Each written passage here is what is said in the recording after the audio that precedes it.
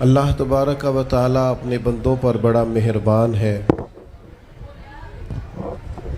وہ اپنے بندوں کو معاف کرنے والا ہے، اپنے بندوں پر رحمت کرنے والا ہے۔ ہم اللہ تعالیٰ کے عاجز بندے ہیں، خواہشات نفسانیہ کئی دفعہ معاذ اللہ غالب آتی ہیں، غلطیاں ہو جاتی ہیں، اور ان غلطیوں کی پاداش میں انسان اپنی جان پر زیادتی کرتا ہے۔ اللہ تعالیٰ معاف کرے تو اس کا سفر اللہ کے عذاب کی طرف ہوتا ہے۔ اب ہمیں یہ حکم ہے کہ ہم سب بار بار استغفار کریں اپنے رب کی بارگاہ میں، اس کے حضور توبہ کریں، اللہ سے معافی کے خواستگار ہوں۔ نبی پاک علیہ الصلاۃ والسلام نے تعلیم امت کے لیے فرمایا ہے کہ میں دن میں 100 بار اپنے رب سے استغفار کرتا ہوں۔ بار بار اس کی طرف رجوع کیا جائے، بار بار اپنے رب کے حضور معافی مانگی جائے، اور بار بار جائزہ لیا جائے اپنے اعمال کا۔ بار بار کوشش کی جائے کہ ہم اپنے آپ کو سنواریں، ہم اپنے آپ کو بدلیں، اپنے اندر تبدیلی لائیں، ہم ایسے اعمال کریں جس کی برکت سے اللہ تعالی ہمیں معاف فرمائے۔ اللہ جزائے بڑی مہربانی، جزاک بڑی مہربانی۔ کوشش کریں کہ ہم بار بار اپنا حساب کریں، محاسبہ کریں۔ ہمارے ہاں یہ ہوتا ہے کہ لوگ اپنی جسمانی صحت کا تو بڑا خیال رکھتے ہیں کہ میری طبیعت ٹھیک نہیں، ٹیسٹ کرا لوں، یہ چیز کھاؤں، یہ نہ کھاؤں، میں غور کروں کہ کس چیز سے میری طبیعت خراب ہوتی ہے، کس سے بہتر ہوتی ہے، اس کا بڑا لحاظ اور خیال کیا جاتا ہے۔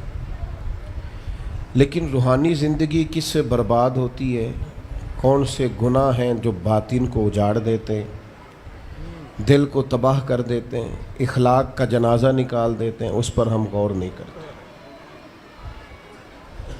اپنی ساری زندگی اپنا ظاہر سنوارنے میں گزار دیتے ہیں، اور دل جس پر رب کریم کی نظر کرم رہتی ہے اس پر ہم توجہ نہیں کرتے۔ سب سے پہلے تو اپنا محاسبہ کریں زندگی میں۔ حضرت عمر رضی اللہ تعالیٰ عنہ ایک جملے میں بات بہت بڑی ارشاد فرما گئے۔ آپ فرماتے ہیں کہ اپنا حساب کرو اس سے پہلے کہ تمہارا حساب کیا جائے،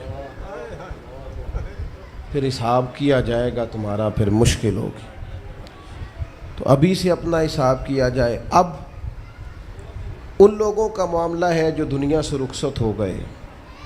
انسان خیر اور بدی اس کا مجموعہ ہوتا ہے، انسانوں میں نیکیاں بھی ہوتی ہیں، کمزوریاں بھی ہوتی ہیں۔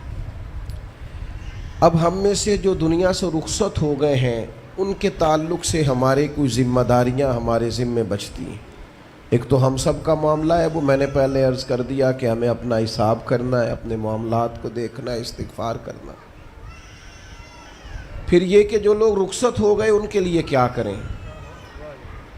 تو چونکہ انسان میں کمیاں بھی ہوتی ہیں، خوبیاں بھی ہوتی ہیں، تو سب سے پہلے تو اللہ کے حبیب علیہ السلام نے ہمیں فرمایا ہے کہ اذکروا محاسن موتاکم، جب تم میں سے کوئی رخصت ہو جائے تو اس کی اچھی اچھی باتوں کا ذکر کرو۔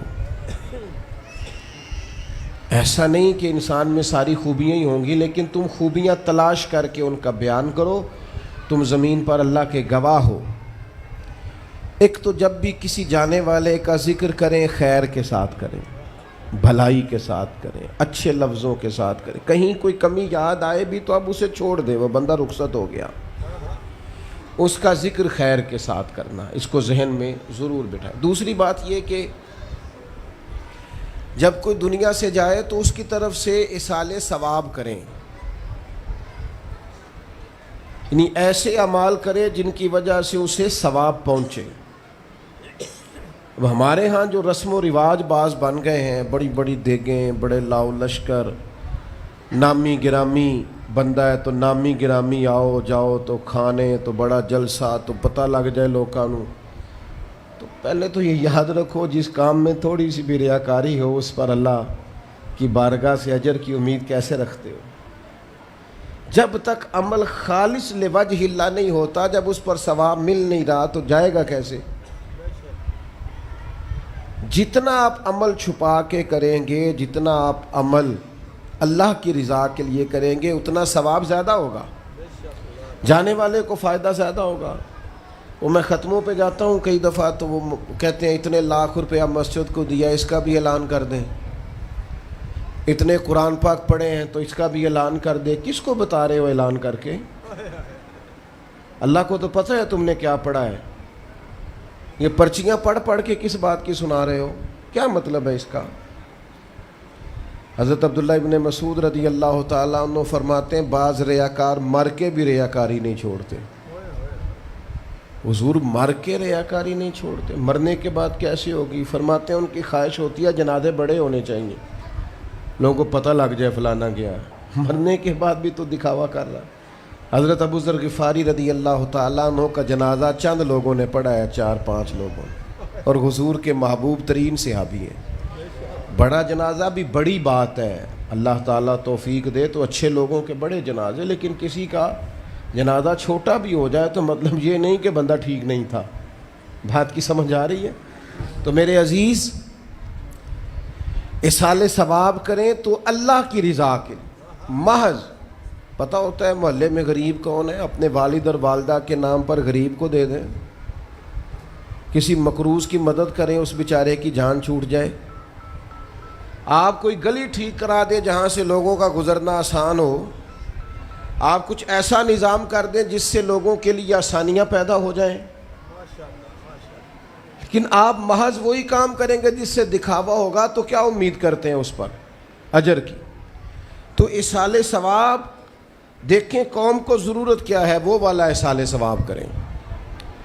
حضرت سعد رضی اللہ تعالیٰ عنہ نے جب آن کر کے عرض کیا تھا کہ یا رسول اللہ صلی اللہ تعالیٰ علیہ وسلم، میری والدہ کا انتقال ہو گیا ہے تو میں ان کے لیے کیا کروں؟ تو محبوب نے فرمایا کہ فلاں جگہ پانی کی قلت ہے تو وہاں کنواں کھدوا دے۔ معنی کیا ہے کہ اس پانی پینے سے اللہ تبارک و تعالیٰ تیری ماں کو اس کا اجر عطا فرمائے گا۔ صدقہ تو جس چیز کی ضرورت ہے آپ وہ چیز کر کے دیں، اور ختم چپ کر کے بھی ہو جاتا ہے، گھر کے اندر بھی ہو جاتا ہے، اکیلے بھی ہو جاتا ہے، اس کے لیے لاکھوں کروڑوں لگانے کی کوئی ضرورت بھی نہیں۔ چوتھی بات، تیسری بات، کوشش فرمائیں کہ جو نیکیاں جانے والا کرتا تھا وہ نیکیاں جاری رہیں، اس کے بچے، اس کی اولاد، اس کے سارے رشتہ دار ان نیکیوں، اگر وہ کوئی بھلائی کرتا تھا تو وہ بھلائی ہوتی رہے، وہ جاری رہے، وہ سلسلہ آگے بڑھایا جائے۔ ہم یہ کرتے ہیں کہ ہم خیر کے کاموں کو جاری نہیں رکھتے، بلکہ والد کے جانے کے بعد تو بچے بڑے سیانے ہوتے ہیں، وہ کہتے ہیں ابا جی کو تو بس وہ فلانا غریب بھی لوٹ کے لے جاتا تھا، فلانا بھی اپنی مجبوری سنا کے، تو ہم تو سیانے ہیں۔ او خدا کے بندے، حضور علیہ السلام نے فرمایا تمہیں جو روزی دی جاتی ہے وہ تمہارے کمزوروں کی وجہ سے دی جاتی ہے، وہ جو ضعیف کمزور لوگ تمہارے دسترخوان سے کھا جاتے ہیں ان کے سبب سے اللہ تعالیٰ تمہیں عطا کرتا ہے۔ تو اس لیے یہ تو کوئی طریقہ نہیں ہے کہ آپ کے بزرگ خیر کا کام کرتے تھے آپ نے چھوڑ دیا، تو آپ ایک کام یہ کریں کہ ان کی نیکیاں جاری رکھیں۔ اور چوتھی بات یہ کہ ان کے لیے دعا کریں۔ دعا ہمیں حضرت ابراہیم نے سکھائی ہے، سورہ ابراہیم میں موجود ہے، ربنا اغفر لی ولوالدی، یا اللہ مجھے بھی بخش دے اور میرے ماں باپ کو بھی، وللمؤمنین یوم یقوم الحساب، اور جس دن تو حساب لے اس دن سارے مومنوں کی بخشش فرما دے۔ ایک شخص نے نا حضور علیہ السلام کے سامنے دعا مانگی، اللہ مجھ پہ رحم فرما اور اپنے نبی پہ رحم فرما۔ حضور فرمانے لگے تو نے اللہ کی رحمت کو محدود کیوں کر دیا ہے؟ تو کہہ سارے مومنوں پہ رحم فرما، سب پہ رحم فرما۔ بھائی سب کے لیے دعا مانگیں۔ یہ 2-4 بچوں کا موبائل کا مسئلہ رہ گیا، باقیوں کا بیٹا بیٹھ جاؤ، پیارے بیٹے بیٹھ جاؤ، پتر بیٹھ جاؤ، آپ بھی بیٹھ جاؤ بیٹے، آپ بیٹھ کے بنائیں، اس میں کیا رہ جائے، کھڑے ہوتے ہیں بیٹا تو پچھلوں کو دقت ہوتی ہے۔ سنو، زیادہ غور سے سنو، میں تھوڑی تقریر کرنے والا مولوی ہوں، لیکن یہ اللہ کا فضل ہے کہ میں اگر 20 منٹ بات کروں گا تو اس 20 منٹ کے اندر آپ کو 20 سبق ضرور حاصل ہوں گے انشاءاللہ تعالی۔ ہاں، وہ کوشش ہوگی کہ وہ جتنی بات ہے وہ تربیتی ہے۔ وہ بعض دوستوں کا خیال ہوتا ہے لمبی تقریر کرے، میں کیا ہوتے وہ بندہ کر سکتا جنہیں ایک شعر ہی 20 منٹ پڑھنا ہوئے، اجے مزہ نہیں آیا، اجے دوبارہ پڑھو، اجے رل کے پڑھو، تو وہ تو پھر 1.5 گھنٹہ بھی کام چل سکتا ہے۔ تو جس نے ٹو دی پوائنٹ بات کرنی ہو اس کے لیے تو 10 منٹ بھی بڑے ہوتے ہیں، اور ویسے بھی تقریریں پیٹ بھرنے کے لیے نہیں ہوتی، عمل کرنے کے لیے ہوتی ہیں۔ اب تو میں ویسے بھی ذرا مصروف زیادہ ہو گیا ہوں، بہت ساری جگہوں پہ جا نہیں پاتا، تو ایک جگہ میں گیا تو ایک بزرگ مجھے کہنے لگے پچھلی دفعہ تسی 40 منٹ تقریر کی تھی سی، ایت کی زیادہ کرنی۔ میں کہا 40 منٹ والی تھی عمل ہو گیا جی۔ تو اگر تقریریں کانوں کی لذت کے لیے سننی ہے تو سنتے رہیں، پھر تو کئی راتیں لوگ جلسے سنتے ہیں۔ مقصود کیا ہے، نتیجہ کیا ہے؟ جو عرض کر رہا ہوں اس پر غور کریں، سب کے لیے دعا کریں۔ ایک بات خاص کرنے لگا ہوں، حضرت ابراہیم نے تو بخشش بھی سب لوگوں کی مانگی، حضور علیہ الصلوۃ والسلام بھی دعا کرتے تو امت کے لیے دعا کرتے۔ کبھی اپنے بھائی کے لیے بھی تو دعا کرو نا یار، اللہ تعالیٰ اسے بھی ذرا زیادہ روزی دے، بھتیجوں کے لیے بھی دعا کرو، بھانجوں کے لیے بھی کرو۔ توجہ ہے آپ کی میری بات پہ؟ ادھر دیکھیں جی، غور کریں بات۔ ویسے دعا کرنی چاہیے کہ نہیں محلے داروں کے لیے کہ یا اللہ ادھر والا پڑوسی بھی امیر کر دے تو ایس پاسے والا بھی ہنس دے ہو ہاں نہ نہیں کر دے، یہ دعا مانگنی چاہیے کہ یا اللہ میرے پڑوسیوں کو۔ نہیں آپ بول ہی نہیں رہے، تسا کتوں منگنی دعا؟ منگنی چاہیے نا، مانگتے ہیں ہم۔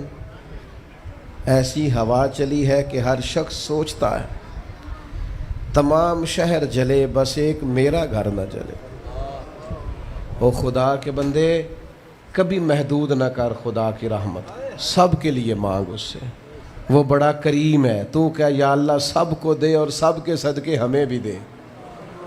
لیکن ہم نا دعاؤں میں بھی اپنا ظرف اور حوصلہ بڑا نہیں کرتے، گنجائش پیدا نہیں کرتے۔ دیکھو داتا گنج بخش علی حجویری رحمۃ اللہ علیہ نے لکھا ہے کہ ایک بندہ نا حج کرنے گیا تو ہر جگہ دعا مانگتا تھا، یا اللہ میرے دوستوں کو نیک کر دے، یا اللہ میرے دوستوں کو نیک کر دے۔ عرفات میں بھی، منا میں بھی، مزدلفہ میں بھی، بیت اللہ شریف کے پاس بھی، ہر جگہ یا اللہ میرے دوستوں کو اچھا کر دے۔ ایک بندے نے اسے کہا یار یہ عجیب دعا کرتا ہے تو، میرے دوستوں کو نیک کر دے، اپنے لیے بھی تو مانگنا۔ تو کہنے لگا اللہ کے بندے میں ہر وقت دوستوں کے بیچ رہتا ہوں، اگر وہ نیک ہو گئے تو میں بھی انشاءاللہ ہو جاؤں گا۔ ان کی صحبت میرے اوپر بھی اچھا اثر ڈالے گی، چونکہ رہتا جو ان کے بیچ ہوں۔ ہمارا علاقہ امیر ہو گیا تو انشاءاللہ ہم بھی ہو ہی جائیں گے۔ لوگوں کے رزق میں برکت ہوگی تو ہمارے رزق میں بھی تھوڑا سا نا کشادہ دل کریں ہر معاملے میں۔ اور سنیں حدیث پاک، نبی کریم علیہ الصلوۃ والسلام نے فرمایا جو دعا اپنے بھائی کی غیر موجودگی میں اس کے لیے مانگی جاتی ہے نا، اللہ وہ دعا جلدی قبول فرماتا ہے۔ اور حضور فرماتے ہیں جب تم اپنے بھائی کی غیر موجودگی میں اس کے لیے دعا مانگتے ہو، اللہ تمہارے سراہنے فرشتہ کھڑا کرتا ہے، اور فرشتہ کہتا ہے مالک جو یہ اس کے لیے مانگ رہا ہے پہلے اسے عطا فرما۔ تو کیسی سعادت کی بات۔ لیکن سینہ کشادہ کرنا پڑے گا، دل بڑا کرنا پڑے گا، حوصلہ بڑا کرنا پڑے گا۔ جب تک دل، طبیعت، حوصلہ یہ بڑا نہیں ہوتا اتنی دیر تک لطف۔ حضور کی ساری امت کے لیے دعا مانگیں کہ اے اللہ جتنے خوش عقیدہ ہیں محبوب کے غلام سب کو جنت عطا فرما، سب کے لیے کھول دے دروازے جنت کے۔ دعا اللہ کی۔ اچھا پھر دعا مانگنی بھی ذرا ذوق سے چاہیے۔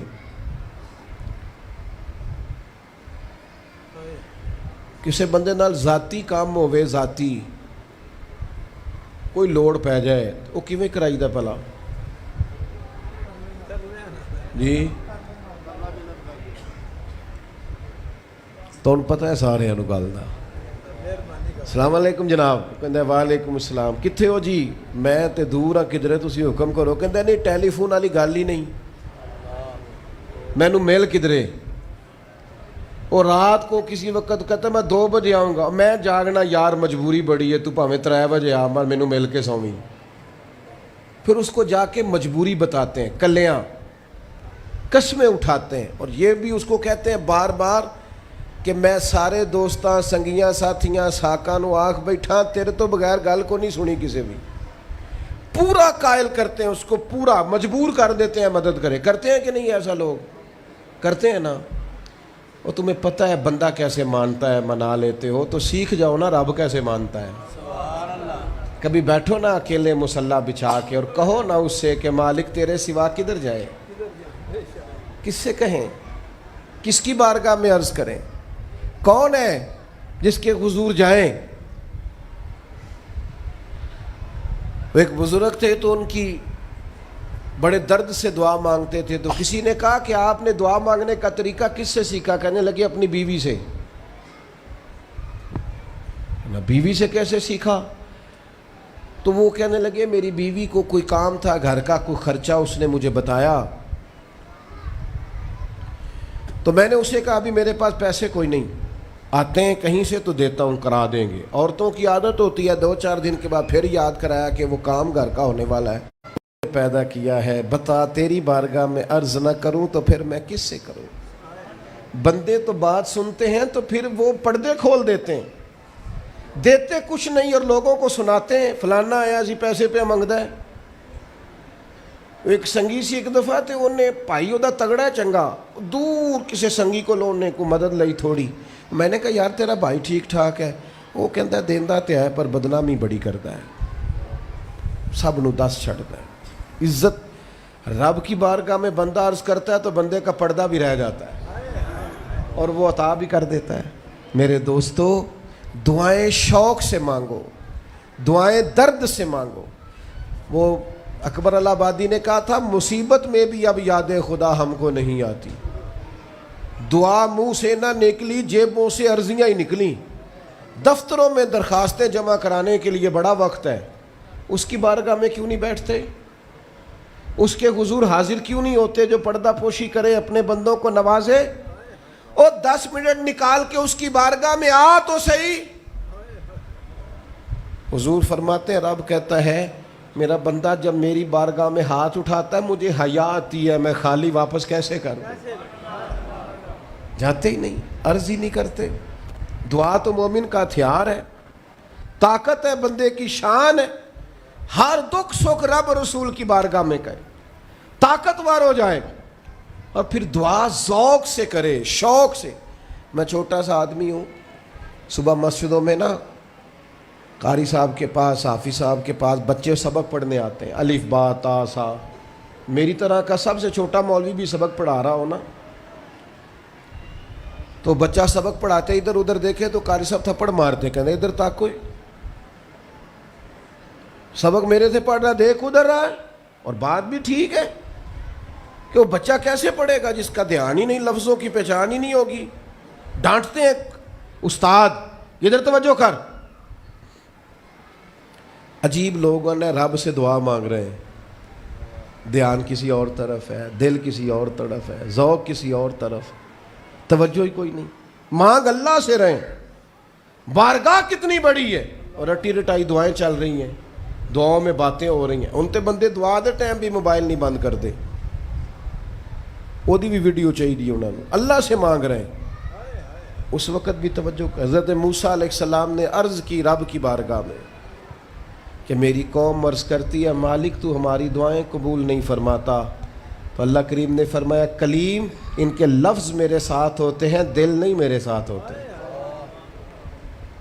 جملے رٹے رٹائے بولنا اور دل پتہ نہیں کہاں گردش کر رہا ہے بات جو دل سے نکلتی ہے اثر رکھتی پر نہیں طاقت پرواز مگر رکھتی اب جو ہم جانے والوں کے لیے دعائیں کریں گے اس میں تو ہمیں چاہیے آپ پیر صاحب سے دعا ضرور کرائیں علامہ صاحب سے ضرور دعا کرائیں لیکن جس ذوق سے پتر نے دعا مانگنی ہے نا والد کے لیے وہ دوسرا کوئی نہیں مانگ سکتا.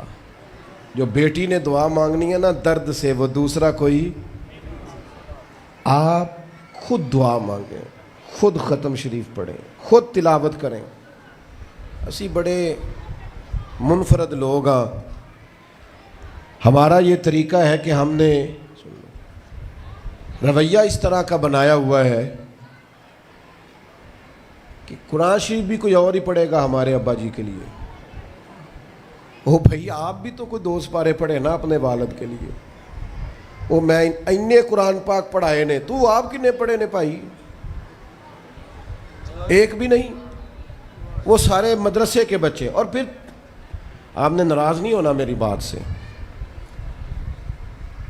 قرآن پاک کے بارے میں نبی پاک علیہ السلام نے فرمایا جب تک دل جمے پڑھو، اور جب دل نہ جمے طبیعت تھکے تو چھوڑ دو. تے جڑا اسی بالا نو بلانے ہیں مدرسیوں تو کہنے ہیں پورا قرآن پڑھ کے ہی اٹھنا جی، او دا کی مطلب ہے؟ ان کا دل کرے تو آدھا سپارہ پڑھیں، دل کرے تو 1 رکوع پڑھیں. آپ نے تو پابند کر دیا ہے. کس بنیاد پر پابند کیا آپ نے؟ آپ خود پڑھیں. اور پھر علماء نے لکھا ہے بچہ نیت کر لے والد کے لیے پڑھ رہا ہوں، کہنے کی بھی ضرورت نہیں، اللہ ثواب عطا کر دے گا. خود ایک سپارہ نہیں. اور بیٹا بیٹی بھائی سنیں میری بات، اللہ آپ کو سلامت رکھے. میری بات سنیں. اب ہم نے کرنا کیا ہے؟ اب کرنا یہ ہے کہ ہم نے خوب دعا کرنی ہے. آج بھی جن کے ختم کے لیے ہم آئے ہیں نا، ہمارا دل پورا لگ جائے. اس طرح بندہ رب کو مناتا ہے نا، یہ ضروری نہیں کہ یہاں سے سپیکر سے یہ دعا ہوگی وہی دعا ہے. آپ اپنے دل میں 2 جملے کہہ دیں اس کے لیے کہ یا اللہ تو مہربان ہے. دیکھو لمبا نہیں یاد رکھتے لوگ، جو قبروں میں پڑے رہ گئے. آہستہ آہستہ بندے بھولنے لگتے ہیں. جب کسی کا انتقال ہوتا ہے لوگ روز قبرستان جاتے ہیں. پھر تھوڑے دنوں کے بعد یہ روٹین کیے. فرمایا قبر والا ماں، میرا باپ، میری اولاد میرے میرے میرے میرے لیے دعا کریں، میرے اپنے میرے لیے دعا کریں. وہ تو انتظار کر رہا. دوستو اپنے جانے والوں کا بہترین تحفہ ان کے لیے دعا کرو. میری والدہ میرے والد چلے گئے، کوئی مجھ سے پوچھے نا ان کے لیے کیسے دعا کرتے تو میں کہتا ہوں میری سانسیں بھی دعا کرتی، میری دھڑکنیں بھی دعا کرتی. ایک دن نہیں، ایک دن میں کئی دفعہ جب بھی خیال آتا ہے ان کے. قرآن مجید نے خود توجہ دلائی وَقُلْ رَبِّ ارْحَمْهُمَا كَمَا رَبَّيَانِي صَغِيرًا. اللہ کہتا ہے کہو اے اللہ ان دونوں پہ رحم فرما، جب میں چھوٹا تھا تو میری انہوں نے پرورش کی تھی. رب نے دعا سکھائی. بھائیو صرف مسلمان کا آج موبائل بھی آباد ہے، فوٹو بھی آباد ہے، اور دسترخوان بھی آباد ہے، اور ہوٹل بھی آباد ہے. جس چیز کو آباد نہیں کرتے وہ مسلح ہے. مسلح کمزور ہے، مسلح طاقتور ہونا چاہیے. وہ بندہ طاقتور ہے جسے اللہ سے جڑنا آتا ہے، دعائیں مانگنی آتی، التجائیں کرنی آتی. خوب دعائیں مانگیں، خوب اس کی بارگاہ میں حاضری دیں. آخری بات آپ سب کے لیے میری یہ ہے کہ ہم سب نے دنیا کو چھوڑ کے جانا ہے. ہم دنیا میں اچھے عمل کرنے آئے ہیں. جڑا بچہ اتوں پردیس گیا ہے نا، ابا جی نے پلاٹ ویچیا ہے تے اماں نے زیور ویچیا ہے، وہ باہر کام نہ کرے تو جڑے اتوں کو بندہ جائے وہ کہندے یار تو کڈا بیوقوف ہے، تیری ماں پیو نے جڑے کام کر لیا تو وہ کردا ہی نہیں، ویلا پھرنا ہے. اور پھر میں نے سیانے لوگ دیکھے ہیں سعودی عرب میں 40 سال گزارتے ہیں پر وہاں گھر نہیں بناتے. دبئی میں، یورپ میں 40 سال گزارے، گھر نہیں کوئی. بلکہ جو کمبل خریدا تھا نا جاتے وقت واپسی تک وہی کمبل ہے. کیوں؟ کہ وہ سمجھتے ہیں گھر تو پاکستان میں. پردیس کے لیے محنت، یہاں گھر بنانے کا مقصد کوئی نہیں. او میرے دوستو، نبی پاک نے ہمیں فرمایا دنیا میں اس طرح رہنا جس طرح مسافر رہتے ہیں. گھر تو تمہارا جنت میں، اصل ٹھکانہ تو آخرت کا ہے. لیکن ہم ساری تباہی اتار رہے ہیں، یہاں فارغ پھر رہے ہیں. آپ نے ناراض نہیں ہونا. ڈھیر سارے بندے بے نمازی ہیں اور بلا وجہ بے نمازی ہیں, کوئی وجہ نہیں. جو بندہ کہتا ہے نماز کے لیے ٹائم نہیں ملتا, جھوٹ بولتا ہے, کیونکہ رب کہتا ہے لا یکلف اللہ نفسا الا وسعہا, جو بوجھ کوئی اٹھا نہ سکے میں ڈالتا ہی نہیں. تو ہم نماز پڑھ سکتے تھے تو اللہ نے فرض کی ہے. ٹھنڈے اے سی لگ گئے, اب فجر میں آنکھ ہی نہیں کھلتی. او خدا کے بندو, اس وقت سے ڈرو جب اے سی بھی ہو, کمرہ بھی ہو, پر نیند ہی نہ آئے. آج نیند ضرور کرو پر غافلوں والی نہ کرو. فجر کی نماز بر وقت. آج کل ہی تو موقع ہے فجر پڑھنے کا جب رات چھوٹی. اب بھی تو مزہ آتا ہے, بندہ تھوڑی قربانی دے کے اٹھتا ہے. یہی تو ٹائم ہے کہ آپ وقت پہ آئیں. اور یہ ذمہ داری ہے گھر کے بزرگوں کی کہ وہ جس طرح ناراض ہوتے ہیں نا, میری روٹی کیوں نہیں ٹائم نہ پکی, انہیں ناراض ہونا چاہیے کہ تم نے نماز کیوں نہیں پڑھی. لیکن وہ ذات کے لیے ناراض ہوتے ہیں, دین کے لیے ناراض ہی نہیں ہوتے. اس پر ضرور توجہ کریں, بالخصوص اپنی نماز کا خاص. اور نوجوانوں سے کہوں گا, جو بندہ جوانی میں نمازی نہیں نہ ہوتا, بڑھاپے میں اس کے لیے عادت ڈالنا مشکل ہوتا ہے. ابھی سے نمازی ہو جاؤ, بڑا مزہ آئے گا, زندگی مینج ہو جائے گی. ہم تو بھائی ٹائم کے اتنے پابند ہی نہیں رہے. ساڈا تو ٹائم ہی ہے وے, زور تو پہلا زور تو بعد, عصر تو پہلا تے عصر تو, ہر چیز نماز کے ساتھ سیٹ ہے. بڑا مزہ آئے گا اگر اس کے ساتھ آپ کی زندگی ساری ترتیب پا جائے. دعا کرتا ہوں اللہ ہماری حاضری قبول فرمائے.